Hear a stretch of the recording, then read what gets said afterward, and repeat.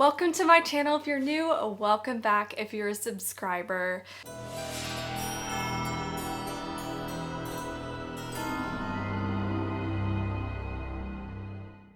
I am so excited today because Halloween is so soon. Oh my gosh, it's only a couple days away and I'm wearing this sweater again because, hello, I have to. So I apologize, I'm wearing literally the same thing I wore a few videos ago, but honestly, why am I saying sorry? It's adorable. And I'm wearing new earrings, which I love. I've had them for a while, but I haven't worn them recently in a video, so I figured let's wear them now for this one. So I'm really excited for today's video because I will be recommending you books to read based on horror movies you may enjoy. So I have a list of horror movies that I enjoy and like, and I'm going to be recommending books that you should read if you enjoyed those movies. It could go the other way around. If you enjoyed the book, you may enjoy the movie, but a lot of these movies are really famous, so I'm assuming you've probably seen a lot of them. Maybe I'm wrong though. So let's get into the video, and the very first movie I'm going to be talking about is, of course, one of my all-time favorite movies. Honestly, not even just horror movie of all time, but just movie in general of all time, and that is The Silence of the Lambs. This movie is probably perfection, in my opinion. I don't know. I just think everything about this movie is incredible. The acting, the cinematography, just everything, literally everything. This movie is so good. It is so amazing. So if you don't know what this movie is about, it is about Clarice Starling, and she is actually an FBI trainee, and she's chosen to go in and communicate with an infamous criminal who was a cannibal, Hannibal Lecter, and she interviews him in order to get some information on an active case that the FBI is trying to solve. But he really starts manipulating her and develops this relationship with her. And if you enjoyed that movie, I would highly recommend None Shall Sleep by Ellie Marney. So the whole time I was reading this book, it gave me major The Silence of the Lambs vibes. I gave this 4.5 stars, and if you want to know more thoughts, I'll actually link a video of a wrap-up where I talk about this, as well as some other books I'll be talking about in this video. But anyway, go check that out if you want some more in-depth thoughts on the book. But this book is about two teenagers, and they are recruited by the FBI in order to track down teenage serial killers. So as they're doing their interviews, they are called in to actually help with an active case. And in order to do this, one of the teenagers, Emma, begins to interview Simon, and he is an infamous serial killer who is actually locked up now. So they start to develop a relationship, just like Hannibal Lecter and Clarice develop a relationship. And of course, the serial killer starts manipulating, and it's all just so interesting because the serial killer is behind bars. And so this is such an interesting cat and mouse game, but it's also kind of contained because the criminal is locked up, but at the same time, it's not at all contained because these are sociopaths who are very violent and are extremely good at manipulation. And so they really get into the minds of the people who are interviewing them. A really interesting element about this book is Emma was actually a final girl, so she escaped a serial killer. And so I'm saying serial killer so many times. It's just a really interesting element, and Simon kind of gets into her mind, and it's just really good. And the whole time I was reading it, I was thinking of The Silence of the Lambs. By the way, Jodie Foster's acting skills in this film are absolutely impeccable, as well as Anthony Hopkins. They are such talented actors. And if you haven't seen this movie, please do. I also know it is in a book series. I still have not read that book. I need to.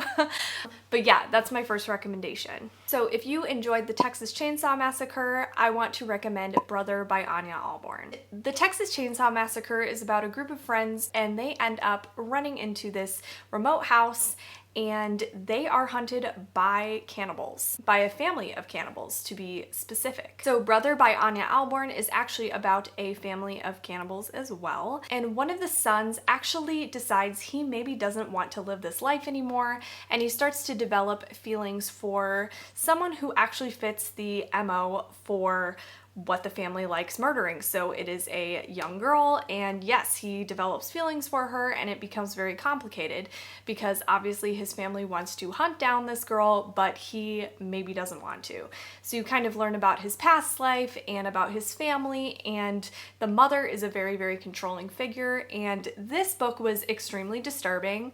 I will say there is a little bit of animal cruelty in it, so be careful. I have a rabbit. There are some scenes with rabbits, which were very hard for me to read. But this book was really good, really well done, and it definitely gave me the Texas Chainsaw Massacre vibes, and I highly recommend it. If you enjoy Friday the 13th and other 80s slasher films, I would highly recommend Camp Slaughter by Sergio Gomez. So if you don't know what Friday the 13th is about, it is about a group of counselors who are at Camp Crystal Lake, and basically there is a killer on the loose who is hunting them down. So Camp Slaughter is such a fun novel. This novel, I just love it so much. So this is about a group of college students, and they are going to a remote cabin in the woods to party it up, have a great time, but they will not be partying because there is a cannibal on the loose hunting them down. Now, this also is kind of similar to the Texas Chainsaw Massacre in the fact that it is a cannibal, and so this villain really kind of resembles Leatherface, but it also really gives me Friday the 13th vibes. So anyway, this is such a freaking fun novel. If you just want to read a novel where you don't really care about the characters, you just want to see them have gory deaths that are satisfying and creative and unique, I just recommend this so much. Sergio Gomez did such a good job at writing this. It was honestly everything I wanted, and also you get a little insight into the killer, which makes it super interesting, and I really enjoy this book. I just highly recommend it to anyone who wants these vibes in a book. So if you enjoyed the movie The Ritual or The Blair Witch Project, I would like to recommend a few books actually. So the first one is Getaway by Zoje Stage, The Woods Are Always Watching by Stephanie Perkins, and The Troop by Nick Cutter. So let's first talk about the synopses for the movies. So The Ritual is about an old group of college friends who go into the wilderness in Sweden, but they encounter a menacing presence stalking them. And then The Blair Witch Project is about 3 film students who go out into the woods, and all that is left is the footage. So it's a found footage film. So all of these have an isolated setting, and 2 of them, of course, have wood settings. So The Troop and then The Woods Are Always Watching have the wood settings. And then Getaway has an isolated setting, however, it is in the Grand Canyon. They all are slightly different kinds of horror also, so I want to point that out. So let's talk about them in order. So The Woods Are Always Watching by Stephanie Perkins is a YA horror novel. So this is about 2 high school best friends, and they're about to go their separate ways to colleges really far away from each other, and they decide to go on one last trip together and go hiking in the wilderness. And so they go, but tensions start to boil, and they end up walking into their worst nightmare. So this one is a slasher. So then The Troop by Nick Cutter is about a group of Boy Scouts, and they go on a trip camping in the Canadian wilderness, but soon they are exposed to something horrific and they are trapped, and it turns into a game of survival. And then Getaway by Zoje Stage is about 3 friends who are estranged. 2 of them are actually sisters, and they go on a backpacking trip to try to reunite, but tensions boil, and actually someone out there seems to be stalking them, and so it becomes dangerous very fast. So all of these really, really play into the isolation trope, and also just encountering the wilderness or wildlife and trying to survive out in nature. So I highly recommend all of them. I will say Getaway was not totally for me. It didn't really work for me, but I think people will still enjoy it. I don't want to go into spoilers why I didn't love this one, but if it sounds interesting to you, I think you should give it a shot because it is a good book, and the problems I had with it may not be problems for you. So we're about to talk about one of my favorite horror movies of all time, and I'm going to release a video in a couple days, which, yes, I'm so excited. I'm finally going to release it. It's going to come out before Halloween. I'll be talking about my top 10 favorite horror movies of all time, and The Descent, spoiler alert, is one of them. So this is about a group of friends who are reuniting and decide to go on a cave expedition, but things turn horrible.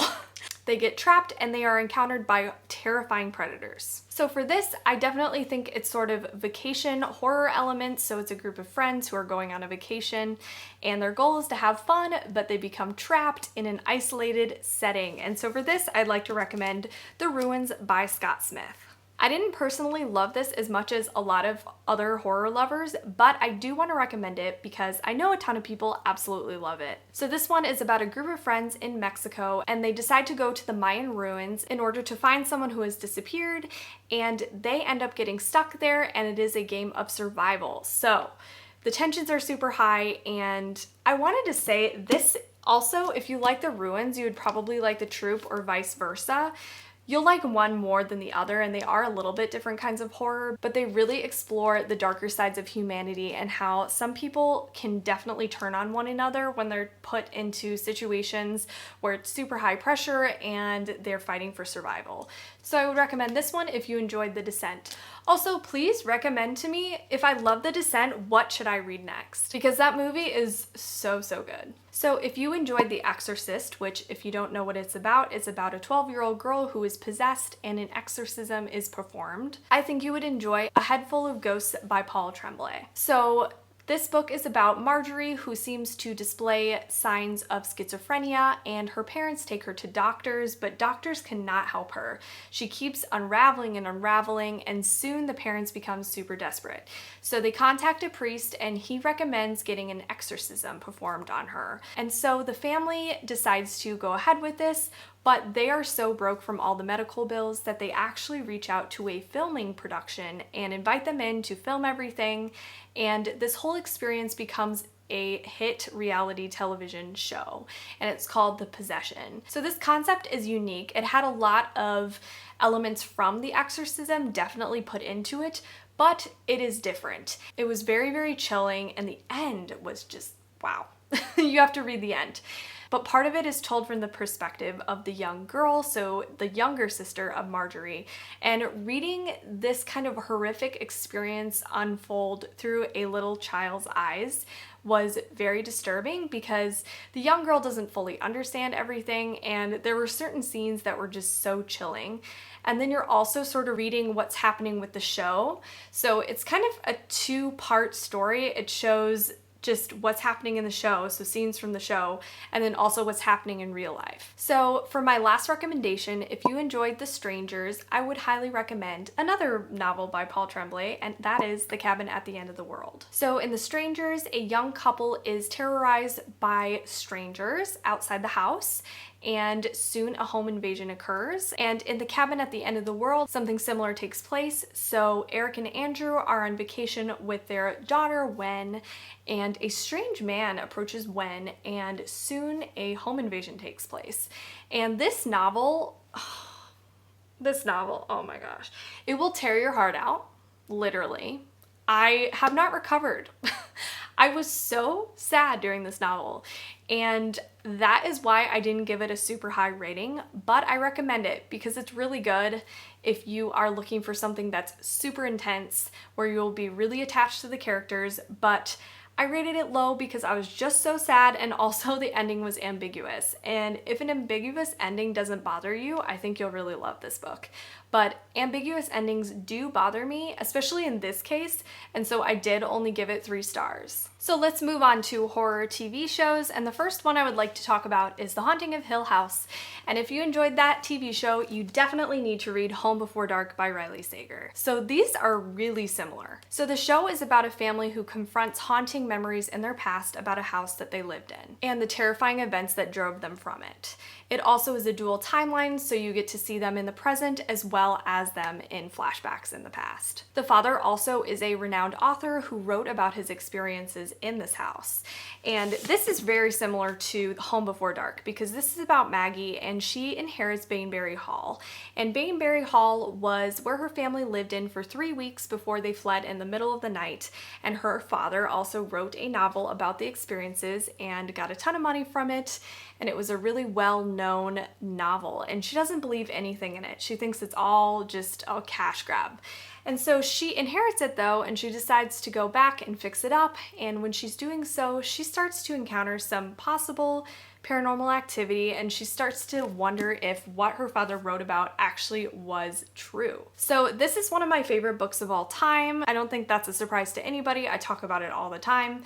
This is a thriller book, but it definitely can be a horror book as well. I was freaked out in one of the scenes, and the atmosphere here is so good. Riley Sager is so good at writing atmosphere, and you just really feel how creepy this house is. Now, the show The Haunting of Hill House is an exceptional show. The actors are wonderful in it. The acting is really believable, and Mike Flanagan is just a really talented director. And the show is atmospheric as well, and the house is important, as well as the house is important in this one, and you really get those gothic vibes. So I highly recommend this one if you enjoyed The Haunting of Hill House. So if you enjoyed The Haunting of Bly Manor, I'd like to recommend The Turn of the Key by Ruth Ware.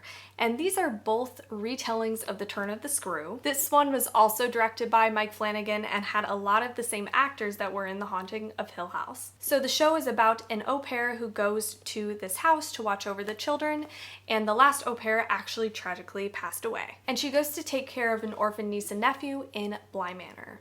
And The Turn of the Key is actually about a nanny who is hired, and she goes to this smart home and she watches over the two children.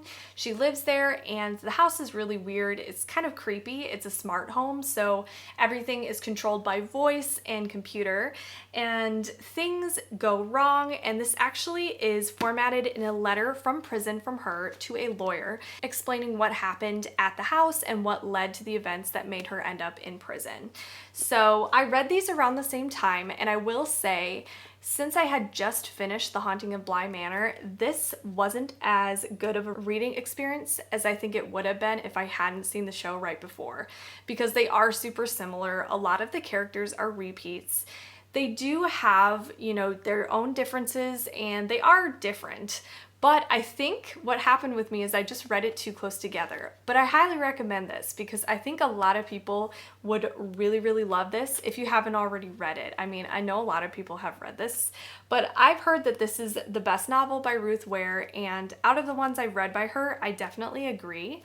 I think the atmosphere is really cool, and I enjoyed listening to the audiobook, and I think you should pick this up if you enjoy The Haunting of Bly Manor. So let's talk about Squid Game, which, can I just say, this show is so good. I was addicted to this show. I watched it all so fast. The acting was amazing.